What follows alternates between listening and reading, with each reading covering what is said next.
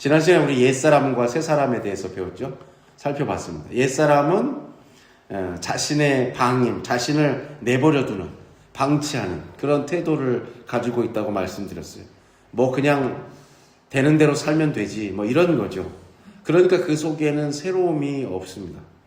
내가 이런 사람이 돼야겠다는 목표가 없기 때문에 순간순간 나에게 오는 외부의 자극에 반응할 뿐이에요. 그러다 보니까 나 자신을 방임하는 거예요. 그게 조금 더 심해지면 자포자기하면서 사는 것이 옛사람의 특색입니다. 우리가 7가지 큰 죄라는 게 있죠. 옛날에 그 세븐이라는 영화도 있었잖아요. 그 중에 하나가 나태함, 게으름이죠. 옛사람은 뭐가 게으른 거냐면 내 자신을 성찰하지 않아요. 내 자아, 욕망에 사로잡혀 살기 때문에 그냥 자신을 거기에 내맡기면서 방임하면서 사니까 나태할 수밖에 없는 겁니다. 욕망은 우리를 맑게 만들지 못하죠.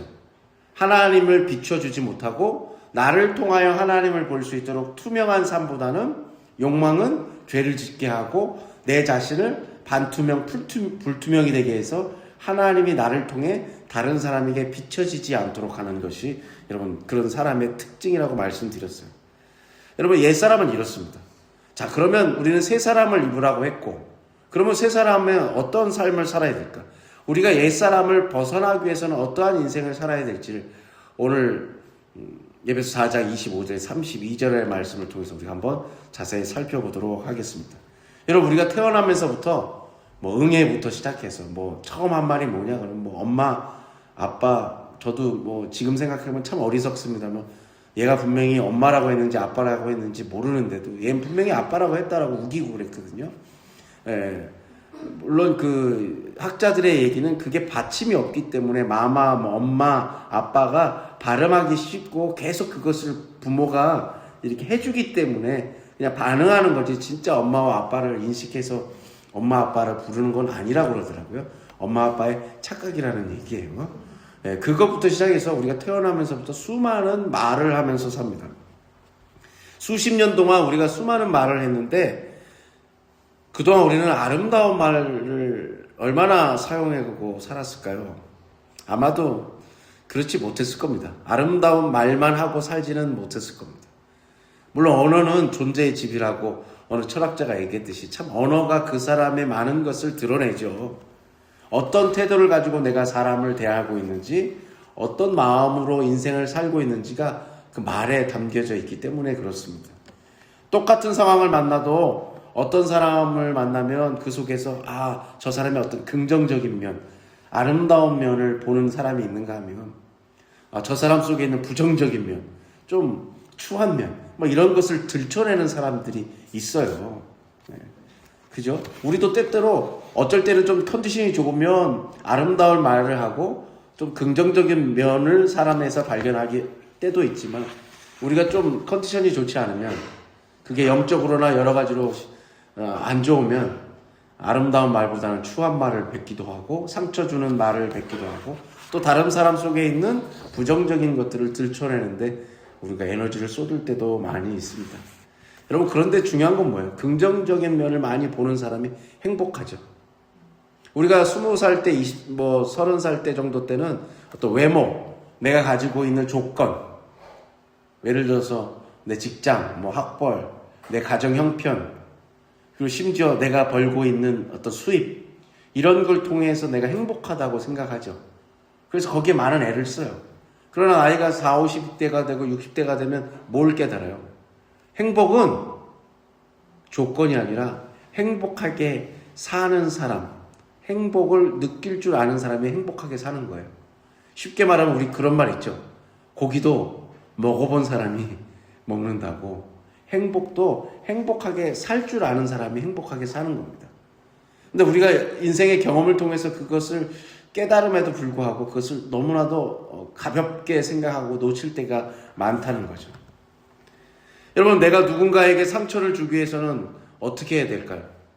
내가 많은 말과 행동으로 상대방에게 상처를 주잖아요. 상처를 주려면 내 자신을 뾰족하게 만들어요. 날카롭게 만듭니다.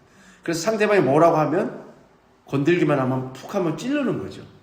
나의 뾰족함에 상대방이 찔려 상처를 느끼게 하는 겁니다. 그런데 뾰족하게 만들면 상대방만 상처를 내는 게 아니라 그 뾰족함이 내 자신도 찌른다는 것을 우리가 잊고 살아요.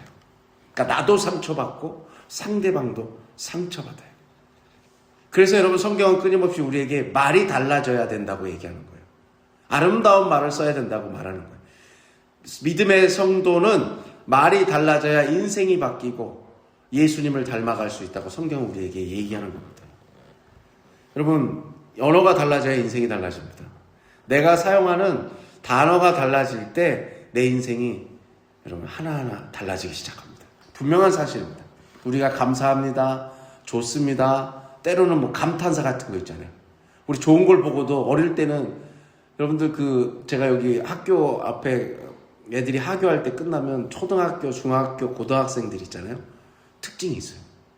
초등학생들하고 중학생, 그래도 중학생들까지는 별것도 아닌데 막 웃어요. 지들끼리 장난을 치고 뭐든 막 웃음소리가 다 들려요. 근데 고등학교 애들은 잘 웃지 않습니다. 그게 뭐예요? 벌써 애들이 잃어버린 거예요. 여러분, 이렇게 조그마한 거에 감탄하고 느낄 수 있고 웃는 것이 여러분 굉장히 중요해요. 오늘 돌아가셔서 언어가 달라져야 인생이 달라집니다. 여러분, 오늘 돌아가셔서 감사합니다, 좋습니다, 그리고 때로는 와, 상대방이 그 리액션이라고 그러잖아요. 우리 가족이 무슨 말 하면 야, 그러면 여러분 좋은 말이 잘 할 수 있는 방법은 끝말을 따라하면 돼요. 그랬구나. 요건 너무 조금 기계적이니까. 상대방이 뭔 말을 하면 끝말, 오늘 뭐뭐 했어, 뭐뭐 했구나, 이렇게만 따라해 주셔도 여러분 내 인생이 얼마나 행복해지는지 모르겠습니다. 다 실제 여러분 경험을 통해서 말씀드리는 거니까 여러분 꼭 따라해 주시길 바라겠고요. 오늘 사도 바울도 이 얘기를 해요. 자, 4장 25절의 말씀을 한번 볼까요? 4장 25절입니다. 그런즉 거짓을 버리고 각각 그 이웃과 더불어 참된 것을 말하라. 이는 우리가 서로 지체가 됨이라. 아멘. 거짓을 버리라고 하니까 맨 먼저 우리가 떠오르는 게 뭐냐면, 거짓하면 떠오르는 말이 거짓말이에요. 내 이익을 얻기 위해서 누군가를 속이지 말라는 거예요. 여기서 거짓은 거짓말만 얘기하는 게 아닙니다. 하나님을 몰랐던 삶, 사도 바울의 표현하면 이방인의 삶, 욕망을 따르는 삶, 내 중심의 자아와 욕심이 나의 중심을 사로잡고 있는 삶에서 벗어나는데, 그 삶의 특징이 뭐냐면 거짓에 속한 삶이라는 거예요. 거짓은 하나님을 경외하지 않는 삶입니다. 또한 거짓은 끊임없이 잘못된 태도, 거짓의 태도를 갖고 사는 것을 버리라는 거예요. 그러려면 뭐가 먼저 선행돼야 되냐면, 내 자신이 거짓말이든 하나님을 경외하지 않든 거짓의 태도를 갖고 살고 있든 그 상황 가운데 놓여 있다는 것을 자각해야 돼요. 인정해야 돼요. 그래야 거짓으로부터 우리가 벗어날 수 있어요. 거짓말을 버릴 수 있어요. 하나님을 경외하는 삶을 회복할 수 있어요. 내가 거짓에 놓여 있다는 것을 인정해야 돼요. 우리는 항상 다른 사람이 문제 있다라고 얘기하지 내 자신에게 문제가 있다는 것을 잊어버리고 살죠. 이 말씀은 저분이 들었어야 되는데, 저 사람이 저것만 고치면 참 사람이 괜찮은 사람인데, 내 배우자가 참 이것만 고치면 내가 참 떠받들고 살 텐데. 아니요, 여러분. 저 사람이 문제가 아니라 나부터 고치면 돼요. 저 사람은 못 고쳐요, 여러분. 예수님만 고칠 수 있어요. 사람이 그렇게 쉽게 고쳐집니까, 여러분? 안 고쳐져요. 많은 학자들이 연구를 하잖아요. 사회학자들의 여러 사람들이 통계라든지 여러 가지 임상실험을 통해서 하는데, 특히 미국인들이 굉장히 프라이드, 자부심이 강하지 않습니까? 저 깜짝 놀랐어요. 어느 책에 보니까 미국인들의 80%가 나는 미국인의 평균보다 낫다라고 생각해요. 내 자신은 다른 사람들보다 좀 더 나은 사람이라고 생각하는 사람이 10명 중에 8명 이상이라는 거예요. 물론 우리나라 사람들은 조금 겸손해서 그 정도는 아니겠습니다만, 많은 사람들이 내가 다른 사람들보다는 조금 더 도덕적으로나 생활하는 거나 성실하게 산다거나 좀 더 나은 삶을 살고 있다고 자부한다는 거예요. 여러분, 25절에 거짓을 버리고라고 그랬잖아요. 이 말씀을 들은 순간 내가 버려야 될 거짓이 무엇일까를 먼저 떠올리기보다는 앞서 말씀드린 대로 저 사람이 버려야 될 거짓이 뭔지를 우리가 먼저 떠올리는 이것부터 우리가 고쳐야 됩니다. 하나님을 경외하지 않는 삶의 방식, 내가 그렇게 살고 있다, 여전히 그 가운데 왔다 갔다 하고 있다는 것을 인정해야만 거짓을 버릴 수 있습니다. 여러분, 버리는 것만으로는 안 돼요. 그 다음에 뭐라고 얘기하냐면 참된 것을 뭐하라고 그러죠? 말하라고 그러죠. 거짓을 버리고 참된 것을 말하라. 거짓된 것을 그만두는 것, 중지하는 것, 멈추는 것으로만으로는 끝나지 않는다는 거예요. 옛사람을 벗어버리려면 그것을 끊는 것만으로 되지 않고 참된 것을 말하는 것으로 이어져야 된다는 거예요. 그러면 참된 말은 뭘까요? 옳은 말이죠. 참된 말은 뭔가가 섞이지 않은 순수한 말입니다. 내 욕심이 가미되지 않는 말이 참된 말이에요. 참된 말을 다른 의미로 하면 복 돋는 말이에요. 분열하는 말이 아니라 일치하는 말이죠. 믿는 사람들이 적어도 이런 것은 해야 됩니다. 말 한마디 때문에 공동체가 일어서기도 하고 때로는 말 한마디 때문에 공동체가 말하는 무너지기도 하거든요. 왜냐하면 그 말이라는 것이 서로 신뢰라는 것을 토대 위에 여러분 그 공동체가 서 있기 때문입니다. 근데 그 말이 그 신뢰를 쌓기도 하지만 그 말이 신뢰를 한순간에 무너뜨리기도 하기 때문이죠. 상대방이 어떤 말을 해요. 대화를 해요. 그러면 상대방의 이야기가 참이라는 걸 믿어야 대화가 되는 거예요. 나와 다를 수는 있지만 저 사람이 진심으로 말하는 것이라는 것을 믿어야 저 사람과 대화가 된단 말이에요. 그런데 내가 애시당초 저 사람은 거짓을 말해. 그러면 저 사람이 아무리 말해도 그 말에 나는 귀 기울일 필요가 없는 거예요. 마찬가지로 내 자신도 마찬가지죠. 누군가를 대할 때 진심을 다해서 저 사람을 대하지 않으면 나도 거짓의 태도를 가지고 여전히 얼굴은 웃고 친절한 미소는 짓고 있지만 진심으로 그 사람을 대하고 있지 않은 거죠.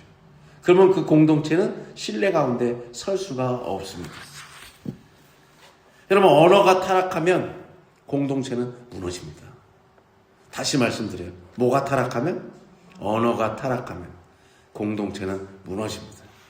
그러니까 내가 서 있는 공동체가 이 언어, 말이라는 것이 얼마나 중요한지를 알아요. 참된 것을 말하라. 물론 거짓말을 하지 말아라 이런 뜻도 있지만 세워주라는 거예요. 누구를? 상대방을. 복돋아 주라는 거예요.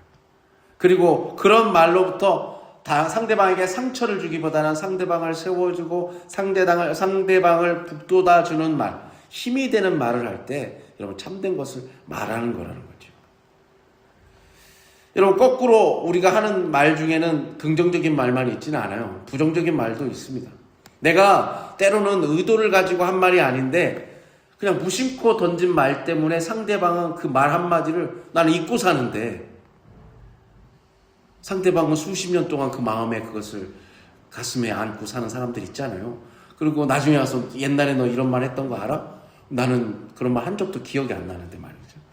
그런단 말이죠. 그러니까 말이 때로는 내가 좋은 말을, 아름다운 말을 던지면 그 말 때문에 나는 기억을 못해도 그 사람이 그 말에 힘에 지탱을 해서 힘들고 어려울 때 버텨내고 성장할 수 있는 발판이 되기도 하지만 내가 무심코 상대방에게 던진 그 비수에 꽂히는 말, 부정적인 말이 상대방을 오랜 세월 가슴 아래하게도 한다는 말씀입니다. 여러분, 25절 마지막에 뭐라고 하냐면 서로 지체가 되는 거죠. 거짓을 버리고 참된 말을 해서 우리가 참된 말을 해야 되는 이유는 서로 우리가 지체가 되기 때문이라는 거예요. 우리가 왜 여러분 그냥 적당히 비즈니스처럼 그냥 내가 뭐 친절하게 하고 매너 지키면서 적당히 하면 될 텐데 왜 성경은 거짓을 버리고 참된 말을 하라고 할까요? 우리는 이미 예수 그리스도 안에서 지체가 되었기 때문입니다.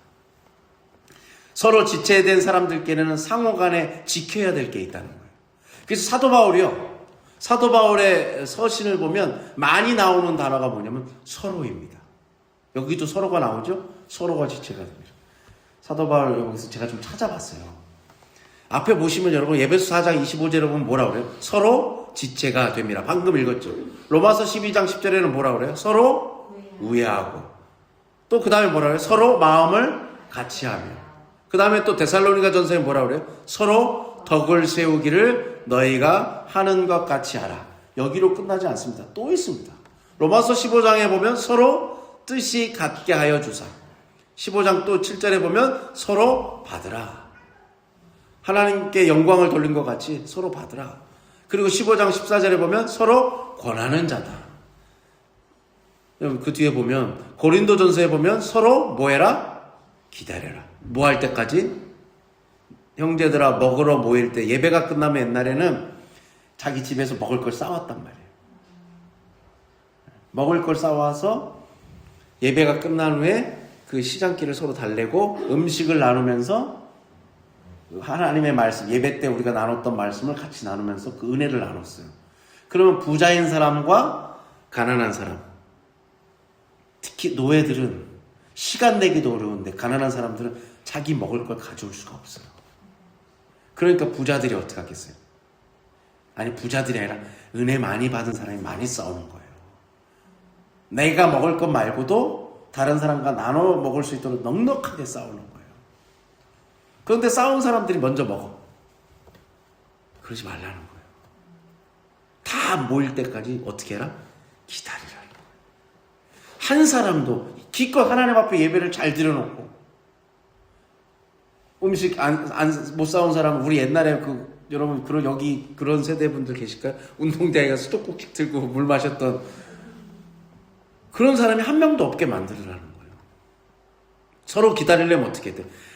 마지막 한 명까지 챙겨야 돼요. 그러니까 여러분, 이 사도 바울이 얼마나 디테일하게 얘기하는지 한번 보세요. 고린도후서에 뭐라고 그래요? 너희도 우리를 위하여 간구함으로 도우라. 여러분, 그 다음에 뭐라고 그럽니까? 서로 무난하라. 그 다음 또 말씀이 있습니다.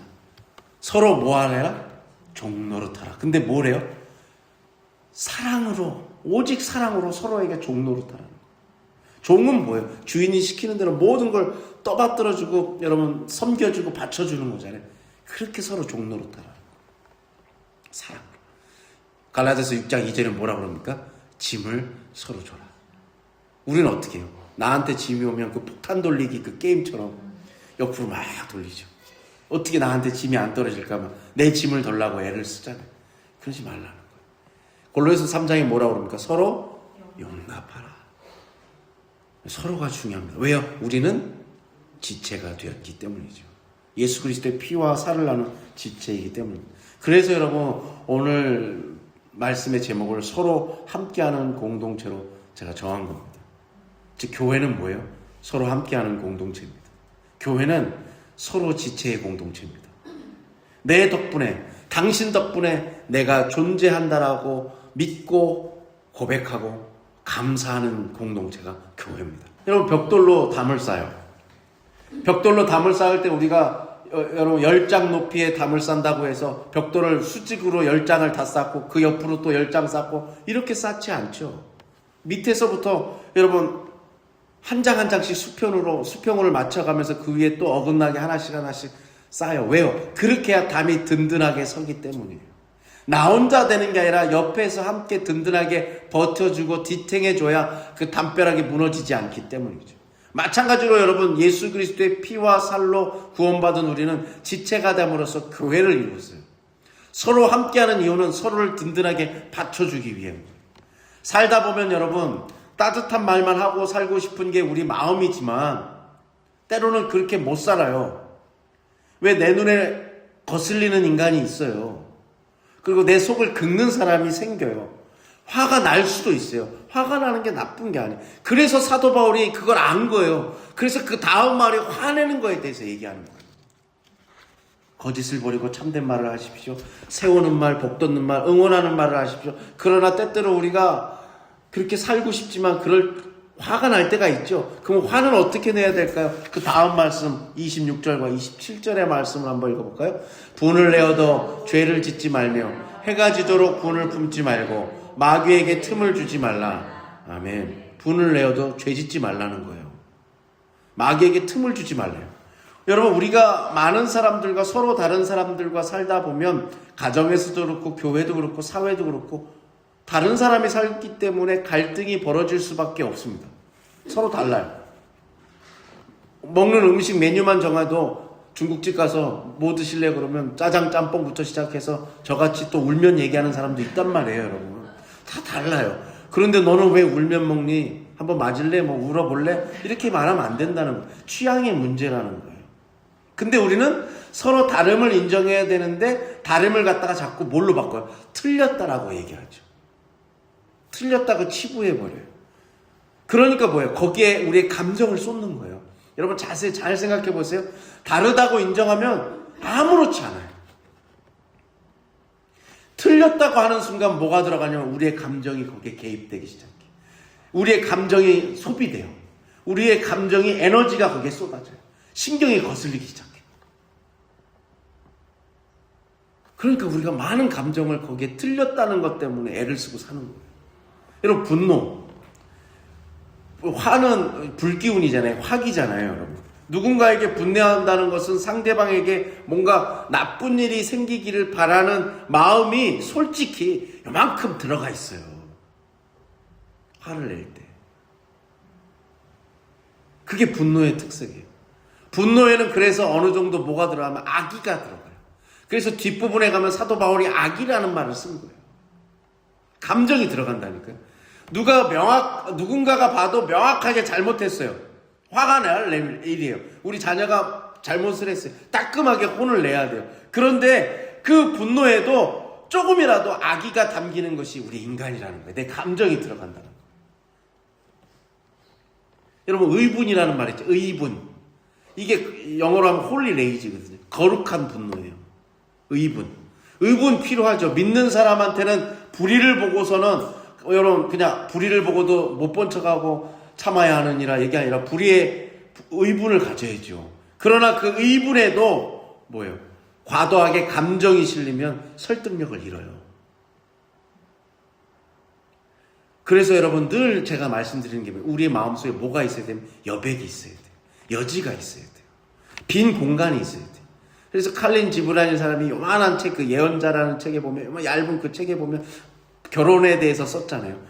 부부에 대해서 쓴 짤막한 글에 뭐라요? 부부는 그 사이에 바람이 일렁일 수 있는 사이가 부부라고. 그 틈이 있어야 돼요. 그 공간, 여백이 있어야 돼요.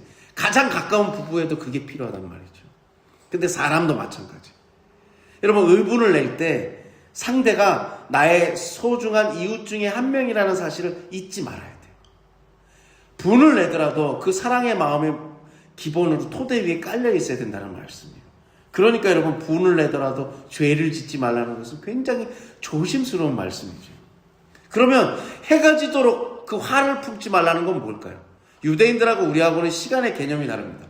자, 창세기 말씀 한번 읽어볼까요? 창세기 1장 5절에 보면은 하나님이 천지를 창조하시고 하신 말씀이에요. 한번 읽어볼까요? 하나님이 빛을 낮이라 부르시고 어둠을 밤이라 부르시는 저녁이 되고 아침이 되니 이는 첫째 날이니라. 아멘. 유대인들의 하루는 당일 해가 진, 우리로 말하면 약 오후 6시쯤부터 다음날 해지는 오후 6시까지가 하루예요.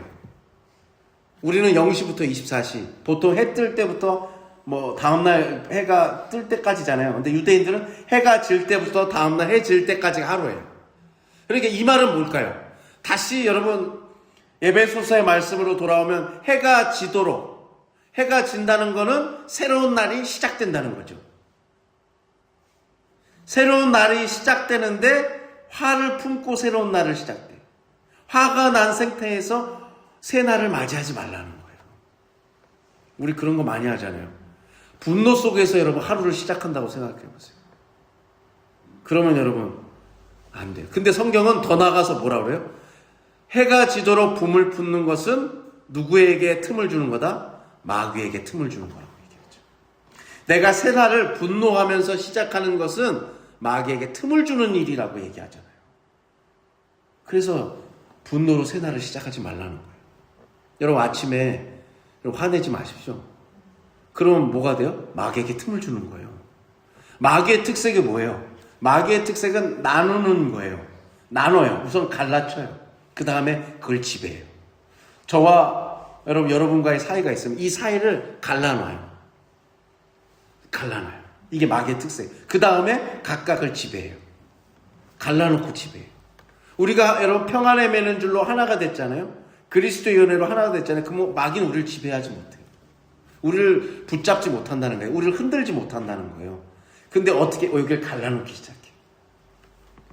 여러분 하루를 화로, 분노로 시작하지 않으시길 간절히 축복합니다. 여러분 틈이라는 말 있죠. 마귀에게 틈을 주지 말라. 이 틈이라는 것은 원래 단어의 뜻은 장소라는 뜻이에요. 그 영역을 주지 말라는 거예요. 마귀에게 마귀가 설 자리를 주지 말라는 거예요. 또 다른 뜻은 기회라는 뜻이에요. 마귀가 쓸 수 있는 기회, 그 기회를 주지 말라는 거예요. 근데 우리가 화를 내므로써 예전에 그런 말 생각나십니까? 제가 했던 말 중에 우리가 자꾸 마귀에게 먹이를 던진다고 그랬잖아요. 네. 안 믿는 사람, 우리가 죄를 짓는 사람의 특징이 뭐냐? 마귀에게 자꾸 먹을 거리를 줘서 마귀가 찾아오게 만드는 거거든요. 근데 우리가 화를 낸다는 건 뭐예요? 먹거리를 자꾸 주는 거예요. welcomed. 우리의 마음을 활짝, 여러분 우리의 마음을 하나님께, 상대방에게 활짝 여셔야지 다른 거에게 틈을 주지 마시기 바랍니다. 정말 이 말씀을 우리가 전에 읽어봤지만 이렇게 자세히 살펴보면 야, 이 말씀이 굉장히 깊은 뜻이 있구나를 알 수 있죠. 여러분 오늘부터 하루가 시작할 때 화내고 시작하지 않으시기를 간절히 축복합니다. 자, 28절의 말씀 이어서 볼까요? 그럼 사도 바울이 이어서 뭐라고 얘기했냐면 옛사람을 벗어버리기 위해서 우리가 어떤 삶을 살아야 되느냐? 도둑질하지 말래요. 도둑질하는 자는 다시 도둑질하지 말고 돌이켜 가난한 자에게 구제할 수 있도록 자기 손으로 수고하여 선한 일을 하라. 아멘. 이건 우리의 그냥 기본적인 윤리죠. 도둑질하는 자는 다시 도둑질하지 말아라. 여기 계신 분 중에 도둑질하신 분 계세요? 없잖아요. 도둑질은 남의 것을 취하는 거죠. 빼앗는 겁니다. 사실은 여러분 자신이 도둑질하면서 도둑질이 아니라고 생각하는 사람이 태반이에요. 여러분 여기서 도둑질하는 사람 없잖아요. 뭐 어렸을 때 뭐 슈퍼에서 뭐 하나 이렇게 슬쩍 했거나 뭐 이 정도 말고 지금 도둑질하면서 사는 사람 거의 없단 말이에요. 근데 성경은 그걸 넘어서는 거예요.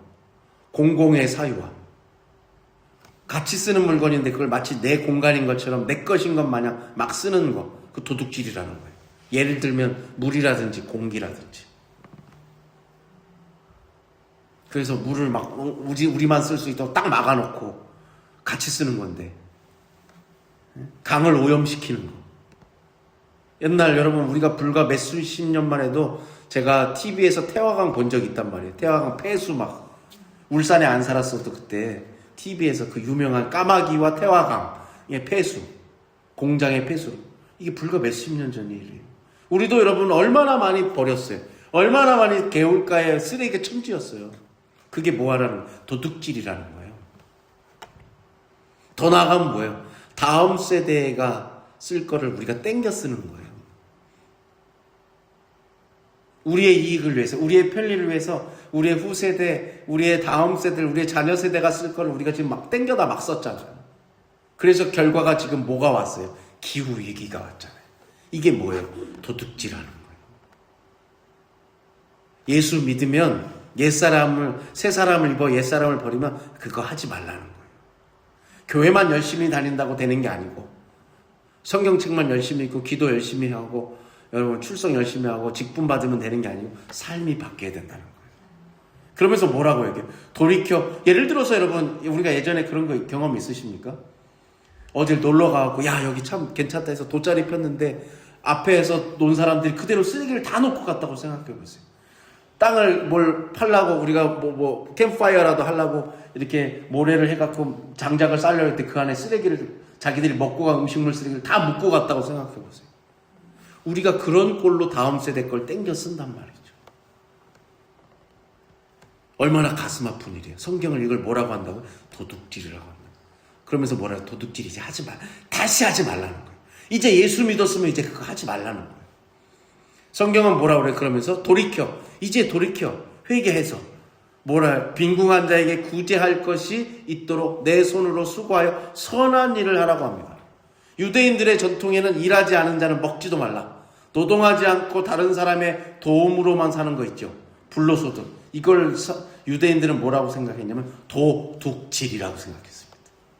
그러니까 오늘날 여러분 우리 다음 세대들 중에 이렇게 편하게 막 이렇게 돈 벌고 막 이자로 뭐 이렇게 먹고 살려는 그런 마음들 있잖아요. 그건 뭐 하는 거예요? 도둑질이에요. 근데 우리가 그걸 도둑질이라고 말하지 못하죠. 왜? 우리도 그걸 꿈꾸기 때문에. 여러분, 그런데 왜 그러냐면 고대 그리스 사회에서 여러분 우리가 인문학이라는 말이 있잖아요. 인문학. 이 인문학이 리버럴 아치라는 단어거든요. 근데 인문학이라는 뜻이 뭐냐면 이 리버럴이 자유라는 뜻이네. 자유인과 노예가 있었단 말이지, 그리스 사회에. 자유인들이 하는 게 인문학이었어요. 그래서 그들이 모여서 천문학도 하고 뭐 인간이 왜 사니 철학도 하고 뭐 수학도 하고 아르키메데스처럼 막 수학도 나오고 물리학도 나오는 거예요. 노예는 뭐라는 거예요? 제가 전에도 말씀드렸지만 노예는 옷감 짓고 먹을 거 만들고 집 뭐 청소하고 이걸 구분했단 말이죠. 노예가 하는 일, 자유인이 하는 일. 자유인이 하는 일을 그 어원으로 인문학이 생겼단 말이에요. 그러니까 그 후손으로 그 영향으로 계속 우리는 그게 조금 좋은 삶이라고 착각한다는 거예요. 그런데 여러분, 성경은 분명히 뭐라고 얘기해요? 일하지 않은 자는 먹지도 말아야 되고 일하지 않고 다른 사람의 도움으로만 사는 것은 도둑질이라고 얘기합니다. 나중에 종교개혁가들에 의해서 이거 뭐라고 그래요? 직업을 소명이라고 얘기하죠. 내 직업은 하나님이 나에게 부여하신 거룩한 소명이라고까지 얘기하잖아요. 그 성경의 이야기와 세상의 논리는 다르단 말씀이에요. 그러면서 뭐라는 거예요? 내가 열심히 일을 해요. 그래서 그 결과가 나와요. 그러면 그 결과는 우선 나와 내 가족이 먹어요.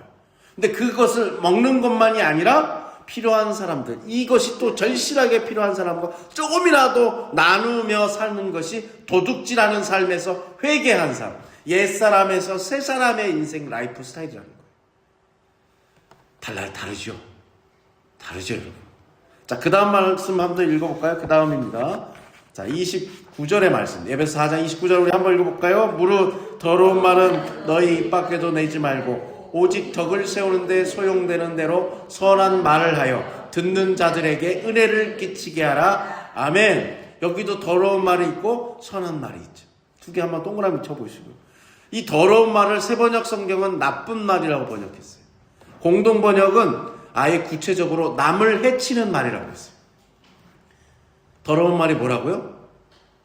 나쁜 말, 또 뭐라고요? 남을 해치는 말. 나쁜 말 혹은 남을 해치는 말은 어떤 말이에요? 진실을 왜곡하는 말이죠. 비트는 말. 그리고 마귀의 특성처럼 가르고 나누는 말, 비방하는 말. 그리고 이런 말이에요. 맥 빠지게 하는 말. 우리 그런 분들 있죠. 이렇게 모임이나 이렇게 여러 명 만나셔서 대화하는데 막 재밌게 대화하는데 꼭 한 사람이 얘기하면 맥 빠지게 하는 말하는 사람 있죠. 나쁜 말이에요, 여러분. 그것도 은사예요, 여러분. 맥을 끊는 학원을 다녔는지. 여러분, 그것도 은사예요, 진짜. 그리고 또 하나가 정말 중요한 나쁜 말이 뭐예요? 남을 해치는 말. 탓하는 말. 다 네 탓이야. 덕을 세우는데 소용되는 대로 선한 말을 하라고. 그러면 이 선한 말은 뭘까요? 진실한 말이죠. 통합하는 말. 앞서 말씀드린 복돋는 말. 그리고 책임지는 말이에요. 우리는 그런 말들을 해야 됩니다. 덕을 세우고 이런 말을 함으로써 듣는 자들에게 뭐래라? 은혜를 끼치라고 얘기하죠. 이게 예수 믿어서 새 사람을 입어 옛 사람을 버린 사람의 삶이라는 거예요. 이런 삶을 살자는 거예요. 여러분, 중세 가톨릭이 그 어두웠던 시절에 뭐랬냐면 마녀 사냥을 했잖아요. 그래서 막 화형시키고 수많은 사람들을 쉽게 말하면 마귀 들렸다, 저 사람 마녀다 해가지고 막 재판, 종교 재판 열어갖고 하루아침에 마녀로 몰아가지고 얼마나 많은 사람이 죽임을 당했어요. 그것만 있지 않아요. 수많은 형벌이 있었어요. 왜냐면 그 마을 사람들이 전부 다 교인들이니까 교회에서 종교 재판을 열어서 판결이 나면 그대로 가는 거예요. 그 형벌 중에 뭐가 있었냐면 투명인간 취급하는 오늘날의 왕따가 있었어요. 이게 중세시대 때 있었다니까요. 교회에서요. 어떻게 하냐면 인사를 해요. 투명인간 취급하니까 인사를 하면 어떻게 하는 거예요? 외면하는 거예요. 여러분, 이게 오늘날 왕따로 오잖아요. 왕따가 여러분 청소년 세계에만 있어요? 어른 세계는 없습니까? 있죠. 악한 말을 가지고 누군가를 자꾸 막 구석으로 몰아가. 그래서 마치 존재하지 않는 것처럼 그 사람을 대하고 계속 그 사람에 대해서 비방합니다. 결국 그런 걸 못 견디다가 수많은 사람들이 억울한 누명을 쓰고 막 스스로 목숨을 끊잖아요. 그러니까 여러분, 우리가 누군가에 막 뒷조사하고 이거 조심해야 돼요. 왜 벌떼들처럼 그런 데 달려들어요? 내 자신이 그렇게 까발려진다고 생각해 보세요. 여러분, 뭐 조금 다른 얘기입니다만 우리가 너무 남에 대해서는 엄격하게 하죠. 정말 무섭지 않습니까? 투명인간? 교회에서 이걸 형벌로 줬다니까요. 여러분, 우리가 이런 말은 나쁜 말이고 성경은 뭐라는 거예요? 더러운 말이고 해치는 말이라는 거예요. 우린 그걸 하면 안 된다는 거예요. 그건 공동체를 세우지 않는다는 거예요. 공동체의 덕을 세우는 말, 책임 있는 말, 진실한 말, 남을 복돋아 주는 말로 그 말이 다른 사람에게 은혜를, 하나님의 은혜를 끼치게 한다는 거예요. 여러분, 멀리 있지 않습니다. 내가 막 기름 번지르르한 말, 성경에 나오는 성경 구절 줄줄줄 외우고 찬양을 너무 많이 들어갖고 막 그 은혜로 흥얼흥얼거리고, 그게 은혜로운 말이 아니라 여러분, 덕을 세우는 말이 은혜로운 말인 것을 여러분 꼭 기억하시길 바랍니다. 자, 30절 말씀 이어서 읽어볼까요? 30절입니다. 하나님의 성령을 근심하게 하지 말라. 그 안에서 너희가 구원의 날까지 인치심을 받았느니라. 아멘.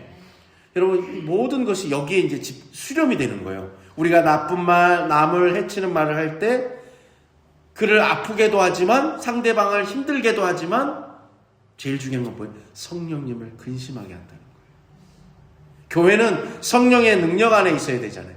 서로 함께하고 서로 지체가 되는 교회는 성령 안에 있어야 돼요. 그런데 나쁜 말을 할 때 성령님이 거주할 여지가 없는 거예요. 우리가 해가 지도록 하루의 시작을 분을 품으면 마귀에게 그 땅 영역 틈을 주잖아요.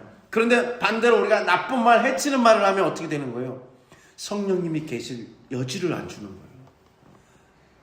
성령님을 성령님이 이 가운데 함께 하실 수 없다는 거예요. 여러분, 우리가 나의 어떤 말도 있지만 표정도 있죠. 제가 옛날에 그런 걸 많이 했거든요. 얼마나 회개했는지 몰라요. 간혹 그게 버릇처럼 나올 때 그 썩소 같은 거 있잖아요. 쓱 사람 기분 나쁘게.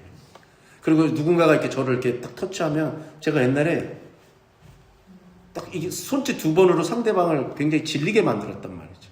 이거 안 좋은 거예요.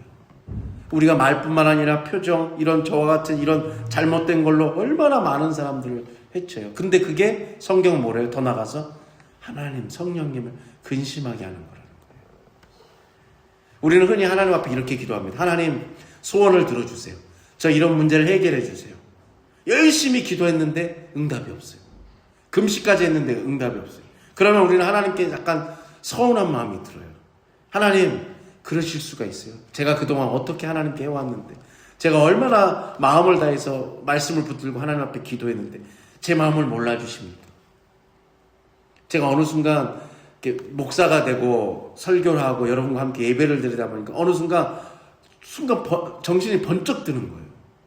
왜냐면 목사도 하나님 앞에 기도를 많이 하잖아요. 성도님들을 위해서 기도하지만 목사로서 또 하나님, 제 앞으로 우리 교회가, 목회가, 제 삶이 이렇게 되도록 우리의 가정을 하나님 지켜주세요 하잖아요. 그러면서 제가 원하는 대로 안 될 때는 약간의 원망할 용기는 안 되고 약간의 서운함이 약간 살짝 있단 말이죠. 하나님, 그렇게 제 마음을 몰라주세요. 근데 순간 정신이 번쩍 드는 거예요. 야, 하나님이 저한테, 너는 몇 년을 나를 믿었는데도 내 마음을 모르냐. 거꾸로 생각하니까 제가 그러고 사는 거예요. 하나님이 제 마음을 몰라주는 게 아니라 저와 여러분이 그 수십 년을, 너 20년 교회 다녔다며, 너 집 사고 건사라며, 평생 나를 믿었는데 야, 내 마음 하나 모르니. 혹시 그런지 아는지 정신이 번쩍 들더라고요. 여러분, 우리가 부모님께 효도하길 원하지만 부모님은 기다려주지 않는다는 말이 있지 않습니까? 떠나고 나서야 그때 가서 내가 살아계실 때 잘할걸. 후회해봤자 백날 소용없잖아요. 여러분, 철이 든다는 건 참 쉬운 일은 아닙니다. 어렵습니다. 그래서 언제 철이 들어요? 사랑해야 될 대상이 안 계실 때, 사랑해야 될 존재가 부재할 때 비로소 우리는 그럴 걸 하면서 철이 든단 말이죠. 내 자신을 돌아보게 돼요. 건강을 잃고 나서야 건강이 소중하다는 걸 알죠. 우리 20, 30대 팔팔하실 때 여러분 건강 아연도 챙겨 먹고 비타민도 챙겨 먹고, 여러분 그러셨어요? 종합검진도 받으시고 그러지 안 그러셨잖아요. 내 옆에 있던 사람이 소중한지를 모르며 살았단 말이죠. 그러다가 내가 어떤 일을 겪고 나서야 내 옆에 있는 사람이 소중한 걸 깨닫게 돼요. 언제? 그 사람이 내 옆에 없을 때 빈자리가 크게 느껴진단 말이죠. 어떤 사람이 여러분 성숙한 사람이에요? 지금 내 옆에, 여러분 12월 문자 보내드린 거 톨스토이 이야기 제가 보내드렸잖아요. 어떤 사람이 성숙한 사람이에요? 내 가까운 사람이 소중하다는 것을 깨닫는 사람이 성숙한 사람이에요. 사도 바울은 여러분 우리에게 뜬그러 잡는 얘기, 종교적인 얘기만 하지 않아요. 정말 구체적이고 일상적이고 생활에 정말 뼈가 되고 살이 되는 얘기를 우리에게 하는 거예요. 정말 예수 믿었으면 네 옆에 있는 사람이 얼마나 소중한지를 알아는 거예요. 그 사람한테 여전히 너 해치는 말 할 거야? 그 사람한테 너 가슴에 비수 박는 말 할 거야? 그 사람한테 여러분 하루를 시작하는데 화낼 거야? 그거 다 마귀한테 틈 주는 거야. 하나님이 그걸 보고 얼마나 마음 아파하시는지 알아? 우리에게 그걸 얘기하는 거죠. 자, 31절 말씀 이어서 볼까요? 31절입니다. 너희는 모든 악독과 노함과 분냄과 떠드는 것과 비방하는 것을 모든 악의와 함께 버리고. 아멘. 누군가에 대해서 나쁜 소문을 내고 모욕감, 모욕이라는 게 참 여러분 나이가 들수록 그게 참 견디기 어렵잖아요. 수치심 이런 걸 주면 돼요, 안 돼요? 여러분 인생에 다른 사람의 모욕을 준다거나 수치심을 주는 일을 절대 하지 마시길 바랍니다. 설사 여러분 그 사람에게 그런 요소가 있더라도 그쪽 모욕감을 느끼게 해서는 안 된다는 거예요. 그리고 그 사람 바뀌어요, 안 바뀌어요? 잘 안. 예수님 오셔야 바뀌어요. 네. 예수님 오셔야 바뀌어요. 내가 꽤 괜찮은 사람이라고 생각하기 때문에 자꾸 상대방을 바꾸려고 하는 거예요. 그걸 내려놔야 돼요. 내려놔야 돼요. 그래야 여러분 성도로 살아갈 수 있어요. 대신 그러면 어떻게 하라고 그래요? 이렇게 하면 너무 힘들잖아요. 그러면 그 대신 그러면 다른 방법을 사도 바울이 얘기합니다. 32절이에요. 그게 에베소 4장 32절 한번 읽어볼까요? 서로 친절하게 하며 불쌍히 여기며 서로 용서하기를 하나님이 그리스도 안에서 너희를 용서하심과 같이 하라. 아멘. 나쁜 소문 내고 모욕감 주고 수치심 일으키는 그런 말에 거기다 감정 소모하고 에너지 쏟지 말고 서로 따뜻하게 대하고 옆에 사람을 어떻게 여기고? 불쌍히 여기고. 남자들은 그 특징이 있잖아요. 남자들의 이런 말은 좀 그 남자들의 재능, 달란트, 짠해 보이는 게 그 재능이잖아요. 그 아내에게 짠해 보이는 거예요. 그 재능입니다. 그걸 잘 쓰셔야 돼요.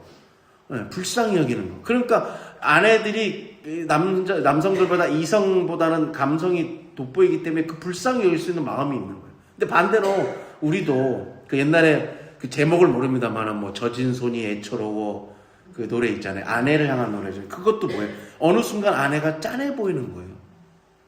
고생한 그 손을 보면서 불쌍해 보이는 거잖아요. 그리고 어렸을 때 그렇게 크고 강해 보였던 부모님이 어느 순간 그 부모님의 주름진 모습과 그 뒤에 그 쇠잔한 어깨를 보면서 우리가 부모님이 나이 드셨다는 걸 깨닫듯이 불쌍히 여기듯이 그 마음이 중요하단 말이죠. 그리고 뭐 하라고 그래요? 용서하고 용납하라는 거예요. 여러분 우리가 살고 있는 세상은 분명히 때로는 경쟁이 심하고 살벌한 세상이에요. 그거 인정해야 돼요. 황무지 같은 인생을 우리가 때때로 살아가요. 황무지에 우리가 툭 던져진 것처럼 모래바람 쏟고 아무도 나를 챙겨주지 않는 그런 외롭고 고독하고 쓸쓸한 그런 인생길을 걸어갈 때가 있단 말이죠. 그러면 교회가 서로 지체가 된 서로 함께하는 교회가 뭘 해야 되는지가 답이 나오는 거예요. 교회는 어떤 곳이어야 돼요? 황무지 인생길을 걷고 있는 사람에게 이 교회에 오면 그 바람을 피하고 그냥 아무렇지 않고 그냥 이 안에만 들어오면 뭐 어디서 뭐 하다 오셨어요? 뭐 얼마나 버세요? 직업은 뭐세요? 이거 안 물어보고 그냥 쉬었다 가세요.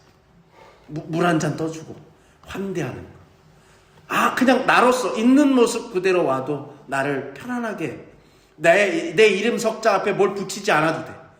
내가 밖에서 부장입니다. 내가 뭐 하는 사람입니다. 내 재산이 얼마입니다. 자녀가 몇 명입니다. 내가 출신년입니다. 이거 설명하지 않아도 되는 그냥 그것이 교회죠. 그걸로만 충분한 거예요. 그냥 편하게 있어도 괜찮은 곳이 저는 교회야 된다고 믿습니다. 그냥 있는 모습 그대로 나로 존재할 수 있는 곳이 바로 서로 함께하는 교회인 줄로 저는 믿습니다. 여러분 나는 유한하죠. 언젠가 죽습니다. 연약합니다. 얼마나 제가 오류 가능성이 많아요.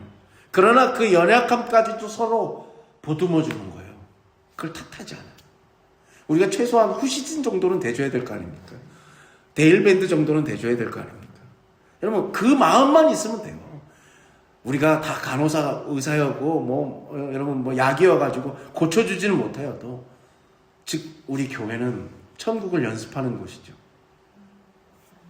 여러분 그게 무엇보다 중요하지 않겠습니까? 사도 바울이 그래서 예수 믿은 사람, 즉 옛사람을 버리고 새 사람을 입은 우리는 이렇게 살자고 얘기하는 거예요. 우리가 나 혼자가 아니라 우리가 이렇게 살자는 거예요. 교회가 이렇게 살자는 거예요.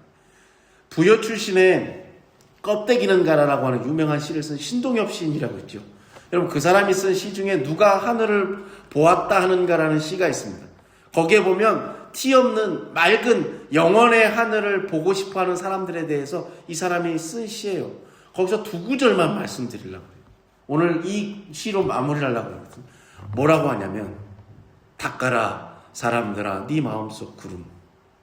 우리가 하늘을 푸른 하늘을 못 보는 까닭은 우리의 마음에 구름이 잔뜩 꼈기 때문이라는 거예요. 저 파란 하늘이 문제가 아니라 내 마음속 내 눈에 잔뜩 그 구름을 닦으라는 거예요. 그러면 티 없이 맑은 저 영원한 하늘을 볼 수 있다는 거예요. 그리고 신동엽 시인이 그 다음에 또 얘기합니다. 저는 이 구절에서 깜짝 놀랐어요. 한번 읽어볼까요? 찢어라 사람들아 네 머리 엎은 쇠항아리. 여러분 쇠항아리, 내가 가지고 있는 생각, 내가 가지고 있는 편견, 내가 가지고 있는 5만 가지 세상의 개똥철학 같은 거, 그거를 쇠항아리처럼 내 머리에 다 뒤집어 쓰고 있는 거예요. 그걸 뒤집어 쓰고 있으니까 세상에 푸른 하늘이 보이겠어요? 그게 나를 온통 씌우고 있는데요. 더 큰 세계를 바라볼 수 없죠. 뭐라 그래요? 내 마음을 닦듯이 내 머리를 뒤엎고 있는 그 5만 가지 생각들, 그 쇠항아리를 찢어 깨라는 거예요. 네. 여러분 그래야만, 그 욕망을 없애야만, 욕심에 사로잡힌 옛사람을 새 사람으로, 예수 그리스도라는 새 사람으로 벗어버려야만 여러분 우리가 파란 하늘을 볼 수 있습니다. 아름다운 인생을 살 수 있습니다. 여러분 그 새 사람을 입은 사람의 가장 대표적인 삶의 태도는 우리가 잠언에서 배웠어요. 뭐죠? 하나님을 경외하는 삶이에요. 하나님을 사랑하는 삶이에요. 하나님이 얼마나 우리를 사랑하시는지를 감탄하는 거예요. 막 우리가 뭐 열심히 해가지고 지극정성을 다했고 하나님 앞에 충성 봉사하는 게 아니라 하나님이 나를 얼마나 사랑하시는지를 감사하고 느끼고 고백하면서 사는 게 하나님을 경외하는 삶이란 말이죠. 그러면 또 하나가 있죠. 그 마음이, 그 하나님의 은혜를 아는, 그 하나님의 그 사랑을 아는 마음이 상대방, 사람으로 가면 그게 무슨 사랑이 되는 거예요? 이웃 사랑이 돼요. 옆 사람한테 함부로 대하지 않고, 옆 사람을 해치는 말 하지 않고, 옆 사람을 세워주고 복돋아주고 응원하는 말을 할 수밖에 없다는 거죠. 여러분 사도 바울이 오늘 우리에게 이 이야기를 들려줍니다. 여러분 우리가 모인 이 교회는 어떤 교회예요? 서로 함께하는 공동체입니다. 여러분 우리가 함께하는 이 교회는 어떤 지체예요? 예수 그리스도의 몸된 지체입니다. 하나님을 경외하는 하나님의 사랑과 그 마음으로 옆에 있는 사람을 존중하고 사랑하는 이웃사랑의 마음으로 서로를 대하는 우리 여러분 지금 여기에 교회가 되기를 간절히 축복합니다. 여러분의 가정이 되시기를 진심으로 축복합니다. 우리 기도하겠습니다. 하나님